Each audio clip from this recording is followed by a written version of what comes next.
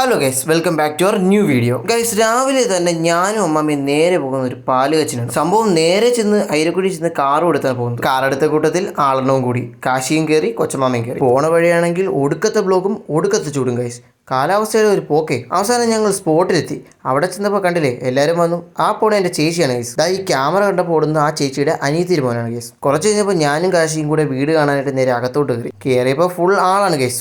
ആളും ബഹളവും ഒരു രക്ഷയിലായിരുന്നു. അതിൻ്റെ ഇടയിൽ രണ്ടുപേരും നമുക്ക് മിസ്സാവുകയും, പക്ഷേ ഫുഡ് അടിക്കാൻ ടൈം ആയപ്പോൾ ആ മിസ്സായ രണ്ടുപേരും തിരിച്ചു കിട്ടി. ഞങ്ങൾ ഒരുപാട് നേരം നിന്നില്ല ഗൈസ്. കാര്യം പോയിട്ട് ചെറിയൊരു പരിപാടി ഉണ്ടായിരുന്നു. വീട്ടിൽ 2-3 ഗസ്റ്റ് വരുന്നുണ്ട്. ഞങ്ങൾ ഇറങ്ങി. അവിടെ ഇരുന്ന് കഴിക്കാൻ പറ്റുന്നുണ്ട്. രണ്ടുപേരും ഐസ്ക്രീം തിന്നു പോവാറോട്ടെ. ഈ വന്ന ഗസ്റ്റ് എന്ന് പറയുമ്പോൾ നമ്മുടെ അളിയൻ്റെ കസിൻസ് ആണ് ഗൈസ്. സംഭവം അവർ എൻ്റെ ചേച്ചിയെ കാണാനും പിന്നെ ഓണത്തിന് കുറച്ച് ഗിഫ്റ്റ് കൊടുക്കാനാണ് വന്നത്. അവക്കേ എനിക്കല്ല ഗൈസ്.